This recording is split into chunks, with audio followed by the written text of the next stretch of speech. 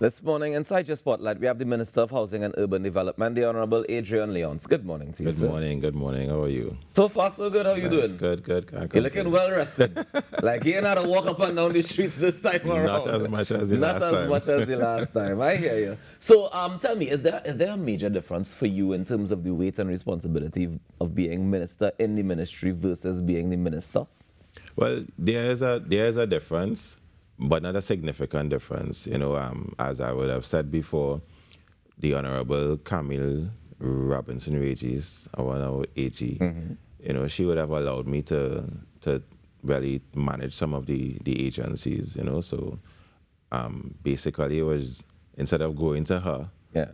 To sign off certain things now, it's just me. No, you had to go to yourself to sign off the go things. to myself. All right. So over the last, let's say the last 5 years, Right. Tell me some of the projects that you would have been, well, first of all, that you would have had direct oversight of Right. and would have been most proud of coming out of the ministry. Well, the Land Settlement Agency, the LSA, was one of the agencies that I took responsibility for. And we would have really increase the output of the HVIP program, which is the Housing and Village Improvement Program. Now, this particular program is a program where we go into communities, mostly squatting communities, where they have dilapidated structures or structures that if we have any adverse weather conditions, they will be at most risk. Yeah. So we go in and we see that structures that need to be completely rebuilt. Sometimes structures built out of board or galvanized, etc., with latrines, etc. We will go and we will rebuild the entire structure for the homeowner and give them something resilient. So we have done that all over the country. I boast that we did it in all 41 constituencies. So that is one thing that I'm really proud about. We did close to 1,000 units since the program has started. And it started back in 2017, yeah? Yes, 2017. When the then Prime Minister, Dr. Rowley, would have walked in Maruga and he said, no, we need to come up with a program to fix these things. So that was that. We have 500 more units that we plan to complete within this year coming. It's a remarkable program. It's a program that hires small contractors within these areas. So it's a kind of like a economic cycle for within this space, to keep that the economic growth, as a social intervention. So you have persons who may not have had proper lighting, utilities, etc. Now children have a proper space to study. It's a whole transformation of their life and their lifestyles and their possibilities. And does it cost them anything? No, it doesn't cost them anything. What we ask the homeowner to do is bring in sweat equity. So what they would do, they would support the contractors, cook a little food if they want, that kind of thing. If they want to, they could also partake in the construction. Okay. So really and truly the government comes in and makes this intervention to really impact on persons' lives. And it's a gift from the government of Trinidad and Tobago. But, I had this conversation yesterday with the Minister of National Security, right? And we were talking about this same HVIP program. And I find it very interesting because it almost seems as though you're rewarding squatters. Well, no, what it is we are ensuring that every citizen gets a piece of the pie. So if we look at the history of our landscape, there are a number of developments that we know that basically started with squatting. A significant amount in Laventille also, a number of places in Central. Some of the communities that we know well, they are registered squatting communities. We actually have 251 squatting sites. Just now, we have registered squatting sites. Yes. As in places that you're allowed to go and squat? No, or no, people just happen to squat there and register the place? So when persons settled, and the government recognized the size of the community, what we would have done, we'd have done a survey, and we would have decided, listen, we have to intervene in these spaces, we have to improve their infrastructure, improve the roads, the water, the lights, because there's nowhere else. They're not going anywhere else. They would have been there for 40 years, etc. So it's easier for us to regulate the site, obviously create restrictions of expansion, Right. but to improve the living conditions of these communities. How do you ensure the quality of these houses that you're building, especially when you're saying, you're using, and of course I encourage and I'm supporting the idea of using these small contractors from the community, especially to be able to build it. How do we maintain quality assurance? Yeah, so we have a strong team of professionals, engineers, quantity surveyors that will go on the site and ensure that we have what we call an inspection regime. So being before you pour concrete, they check the steel, they check the levels, and etc. So it's also a program where small contractors and builders also learn best practices. Okay. So we ensure that the work is done in a particular way, and they're able to give the best product.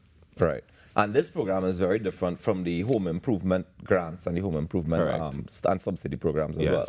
Tell me about the home improvement ones and what's the difference? Well, not everyone requires the entire structure to be built. Right.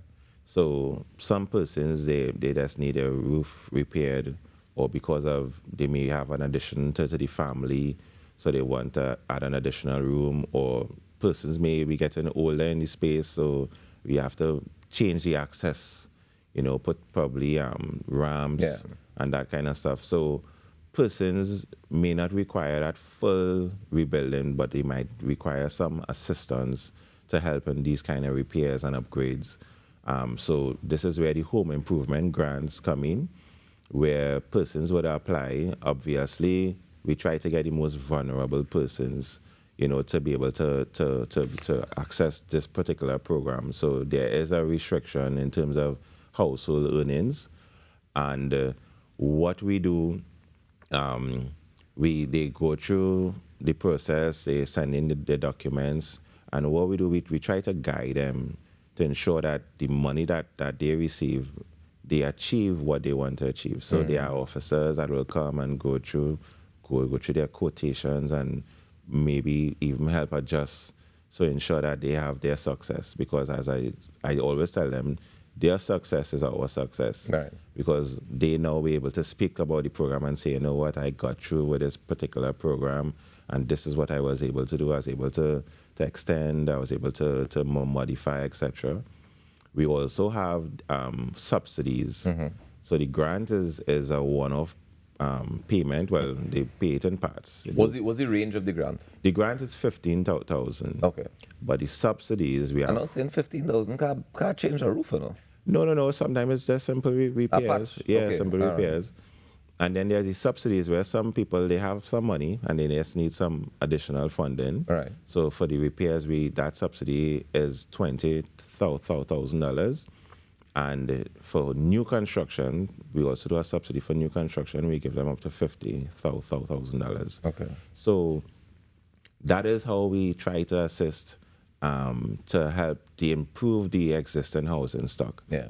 Because not everyone wants a new house. Some persons just want to improve where they already live. One of the things that we keep hearing, especially on the campaign trail as we're in election season right now, is everybody talking about housing, everybody talking about giving away this amount of houses, giving away that amount of houses, doing that amount of housing. We live on an island, right? So there's a limited amount of land that we can access. Yeah. In your experience working at the ministry, how practical is it for us to be able to give out? And what's a practical number of houses that we can give out going forward? How many have we given out already? How many are still empty? Do you have any of those numbers that you can throw at me?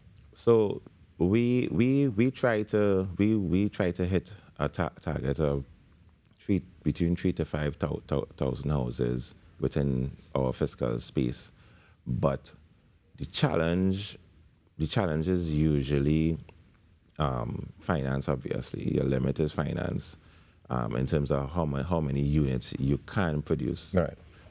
What our major challenge has been over the period of time would basically be, besides doing new housing stock, completing the housing stock that was there before. So, and some of which we've heard had challenges. significant challenges, which we are overcoming, and for most of the matter we have overcome. We would look there, see some projects that would have stalled for quite some time. You know, this government would have tried their best to ensure that these projects are completed. What I'm really excited about is the new drive to build lower income units. Right. Because what we recognize, a number of the persons applying for housing, with the units that we are completing, a lot of persons cannot afford those units. Okay. So there's a new drive to build lower income units. You know, so there's a starter house actually that is in construction now that we plan to sell for 300,000. That will cater for the lowest income earners, you know, persons who work in probably store clerks, food franchise workers, etc. They too now could have, they wouldn't just be looking for rental. They too now can have that hope to be able to have their own home, their own space. You know, a single mother working as a security guard, etc. They too now can afford that. Where are we building those starter homes? Throughout Trinidad and Tobago. Okay. So you would have heard the Prime Minister speak about giving out land also. So there's a drive to really meet the needs of persons. Some people, if they have access to their land, they good. You know, they can build their own home, etc. And some persons need assistance with that kind of stuff. So we have several different programs. We have the GASH program where we help persons. That's self-help. That's government self-aided. Government-aided self-help. Yeah. So that program where we develop the land, we do all the infrastructure, etc. And for low-income owners, we give you the land for 25% of the value, of the market value. And then you can build your unit thereabout. So there are different programs there for persons to access shelter. So, I mean, I applaud these programs. I mean, I think the idea behind it and the intention behind it is great. What qualifies you to be considered low-income earner? So, it varies. Typically, households that earn less than $7,000, we consider to be low income. Right. And as a whole household, right? Yeah, as a whole household. Right. We have made provisions to increase that figure, but you would be surprised the amount of persons that fall within that bracket. So we have so many applicants within that bracket. Those are the persons that we addressing firstly. Yeah. So here's my concern with that, right? Is all right, so I understand your target audience. My concern is maintenance, because maintaining a house is not a cheap endeavor either. So even after you give a low-income earner a house, how do they now find the funds to be able to maintain this house going forward? How do we expect them to maintain it? Well, I mean, you'll be surprised. Persons take a certain pride in their home. I've seen more pride from lower-income earners in terms of maintaining their spaces, you know, having their little gardens, etc., than persons who go into a community and wait for other persons to cut their grass and that kind of stuff. What we're trying to implement, however, is a self-sustainable space where persons within the community, they are charged now with bringing repairs within the space. So we have community groups where everybody put some money, right? And we form these groups. We actually go into the community, we register them, we walk them through how it works. It's like a homeowners association. It's like a homeowners association. So the burden doesn't rest on one person, you know, and it's shared, and we guide them So there's maintenance within these spaces, etc. We also try to create different spaces for like community gardens. So, it brings out a different kind of camaraderie within this space, and everyone, bring back how we grew up from birth, and each one looks out for each other. Creating that village. Correct. We still have, and you can correct me if I'm wrong, but I feel like I still drive around and see some HGC houses that are unoccupied in a lot of places, like various places across the country. Yeah. What accounts for that, and how soon do we look at addressing that issue? Right. So, and I saw some on social media also, but they look at the small portion of the development. We have been aggressively, and this is what I was saying, that was some of the challenges in terms of completion. Right. We have been aggressively trying to ensure that all the units are completed with all the statutory approvals, Right. and to ensure that the person, when they move into their home, they have proper mortgage, etc. Because what we have found in the past, we would have rushed with certain developments, and then later on somebody wants to sell the unit, etc., and they don't have the proper statutory approvals to get their deeds, etc. But we, in all our developments, by November, all of those units that you're seeing that are incomplete would be completed. We are doing everything in phases, and as we complete portions, we given those phases out. All right. And of course, have you been hearing certain numbers being bandied about, like 3,000? You mentioned 3,000 is what you were aiming for in the fiscal year. Yeah. How many were actually completed? We had just under 3,000, 2,500 and something. Okay. But however, that will account, there's a mix between new houses and completion of houses. Okay. Yeah. Okay. And we were able to distribute how many of those 2,500? Well, currently, we have most of the units that are completed, we have distributed. We had a meeting yesterday with allocations, and there are a couple units that persons would not able to close their mortgages, so those would have been returned, and we would reallocate those. Do we have that happening often, where people are unable to make the mortgage payments? Not often, but what happens sometimes, persons would start off by doing a joint application, Right. and then things didn't go too good in the personal space, and then one person tries to do that. So there are changes. Sometimes persons decide that they don't want a particular unit anymore. They want a more upscale unit. Right. So there are different reasons where applications are returned. Sometimes some persons who are self-employed, they don't deposit their funds in a bank account. So when there's the scrutiny now to show the documentation, so these are things that the agency has been speaking to applicants, speaking to clients to ensure that they improve with their financial knowledge in terms of how to present themselves. So speaking of which, I understand that there was some restructuring inside the HGC. So now you have these three specialized subsidiaries. Yeah, tell me a little bit about them if you can. Sure. So before, the agency would have controlled everything, and there would be a mix of focus. Now we have the CCL construction company. They have specifically focused with land development and construction of homes. What we have found, I've interviewed a couple of contractors, and they are very happy with the performance. The support, the technical support is great. Payments on time, which is obviously the main thing for contractors.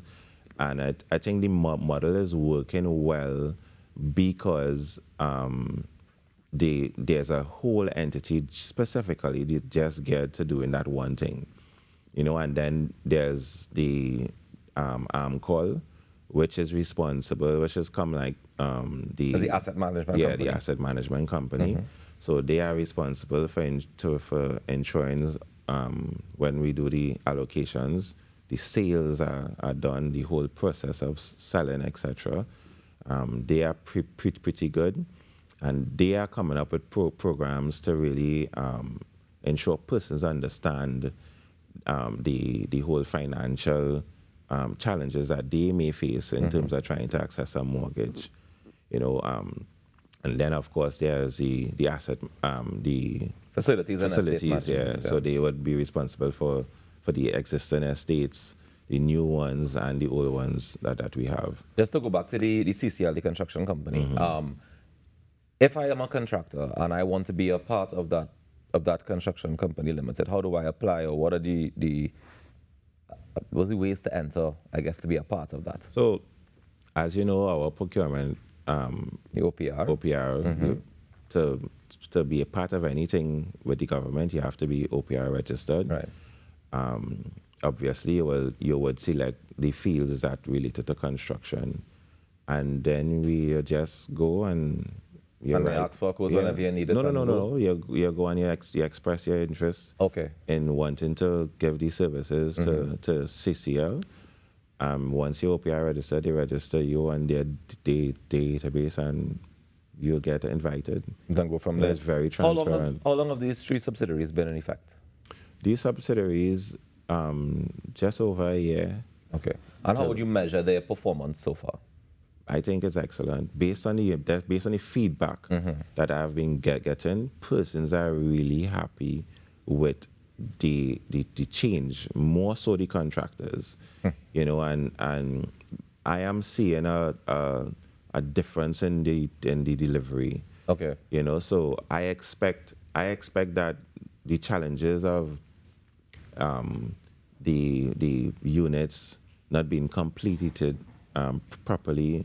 I also expect the challenges of units being completed for quite some time and not being what we consider to be mortgage ready. I expect those issues to fizzle out and phase out. Okay. Because a lot of the units that we see in that would have that are empty, a lot of times those units are allocated, and maybe there's either TNTech approval or WASA approval that is required. Still pending. Yeah, so that will cause the unit what we consider to be not mortgage ready. Right. So is there a relationship between the HGC and these utility companies to make sure that we can get it as fast as possible? Yes. So there's a group that we formed to ensure that there's synergy amongst the utility companies, etc., tongue and countries, and all these statutory approvals that is required. And has those groups been able to speed up the process Correct. so far? And we see the fruit of that. Where, as I said, we're doing it phase by phase by phase, and we hand over. So those challenges will soon fade out. As I said, by November we should clear off all of those stuff, and in moving forward, as we say, the new chapter forward. I look forward to that new chapter. Now, and speaking of the new chapter, we're out of time, and we're done. The interview done. I just need to find out before we go, right? You're speaking about November, you're speaking about the new chapter, but you ain't going back up for elections. Well, no, I'm not going back up for elections. I passed on my battle. Right. And I'm excited for that young, fresh body to continue the work that I would have started. I, of myself, always there to serve. Right. And once given the opportunity to serve, I will continue to serve. Do you hope to be given the opportunity back at the Ministry of Housing? Because I know you don't need to be elected to be a minister. Yeah. So do you hope to be given back that opportunity at the Ministry of Housing? It will be nice for me to come, as we spoke about November and stuff, and the whole transition forward. It'll be nice for me to complete that work. All right. Well, I look forward to it. All the best going forward. Thank you very much. And thank you very much for your service so far. No problem.